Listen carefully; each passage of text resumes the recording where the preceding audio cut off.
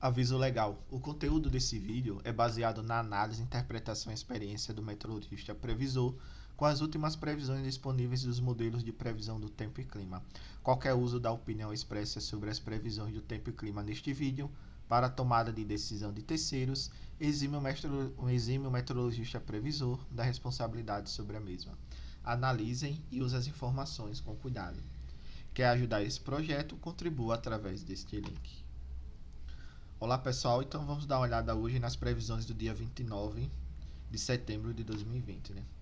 Com relação a ontem, nós não tivemos mudanças, né? A gente ainda consegue observar aqui a atuação daquele sistema de alta pressão aqui na região centro-sul do país e deve manter as chuvas bloqueadas realmente mais concentradas na região entre o Rio Grande do Sul e Santa Catarina. E esse padrão deve persistir aí pelo menos até o dia 14, dia 13, dia 14 do mês de outubro, né? Então essa primeira quinzena de outubro ela ainda continua, como nós vimos ontem, né? Continua bem comprometida em questão das chuvas. Contudo, quando a gente chega lá para o dia 15, a gente viu, né, a passagem daquele sistema aqui de baixa pressão. Esse sistema ele deve liberar um pouco aqui a atmosfera e a gente começa a ter umas chuvas aí mais localizadas na região do Rio Grande, mas também nada tão significativo como nós vimos ontem. Então, a gente deve ter uma chuva sim, mas nas principais bacias da região sudeste, por exemplo, o Grande Paranaíba, deve ter uma chuva, mas não tão significativa. E o que ocorre é que o solo também vai estar muito seco, então essas primeiras chuvas elas serão utilizadas em outros processos e a gente não deve ter uma resposta significativa nas vazões, por exemplo, e na ENA da região sudeste. E o que a gente nota claramente é que lá para o dia 15 a gente vê nesse sistema de baixa pressão aqui, quando a gente olha para essa figura da direita, né, bem definido, ele passa, ele libera um pouco aqui a atmosfera, a gente não vê muito aqui a atuação do núcleo em baixos níveis do sistema de alta pressão. Contudo, né, ao redor, né, desse sistema de baixa pressão aqui, a gente vê a interação desse sistema de alta pressão bem definida. E a gente vê aqui também, ó, em baixos níveis, né, no IFS, a previsão para 850 HPA.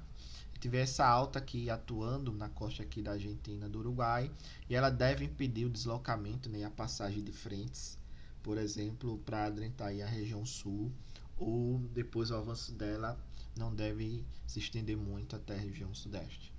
Então o que ocorre é que a gente deve ter um interrompimento aí um pouco, né, desse sistema de alta pressão que a gente está atuando hoje, mas essa frente ela não deve trazer totais significativos para a região sudeste do país. Então, quando a gente olha aqui no modelo GEFS, a gente vê que a gente tem uma chuva realmente mais concentrada na região sul, chegando aqui a atuar um pouco até na região do Paraná, principalmente aqui na região da costa também do Paraná, do Santa Catarina.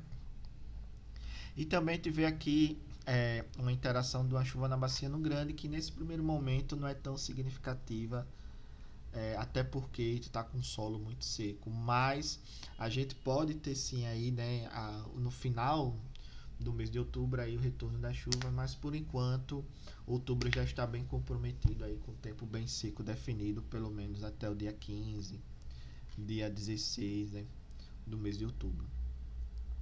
E no mais a gente vê, né, a passagem daquele sistema de baixa pressão, a gente vê aqui a frente associada a ela, né, nesse campo de temperatura, vê que na região sul a gente tem aí um declínio de temperatura, mas quando você olha, né, as variações tanto positivas como negativas aí, as anomalias positivas e negativas, a gente vê que fica algo próximo à média, né? Então existe um erro embutido dentro da previsão e a gente não deve ter aí a partir do dia 15 uma temperatura muito alta ou muito baixa, já corroborando com o próprio caminhar da primavera aí, e essa tentativa da primavera ir caminhando e já se aproximando cada vez mais e mais do verão. Então tudo indica que dia 15, dia 16 a gente não deve ter aí anomalias positivas ou negativas bem definidas, né, como ondas de calor. Mas, quer queira ou quer não, a gente vai ter um calorzinho sim, né? Porque a gente tá falando daí, vai estar 1 grau acima da média, por exemplo, em determinada região, a média é 29, então vai estar 30 graus, então vai estar quente da mesma forma, ok? Com relação ao armazenamento de água no solo, o que a gente observa claramente é que a gente deve ter o declínio aí desse armazenamento para os próximos dias, até o dia 2, né? E o que mais preocupa aqui realmente é a região do Grande Paranaíba, que já estão apresentando valores bem realmente abaixo aí da casa de 10% na maioria das bacias, por exemplo, né? Na maioria da parte, né, da área da bacia. E isso é bem interessante e a gente não deve ter grandes modificações, pelo menos até o fim da segunda semana operativa do mês de outubro.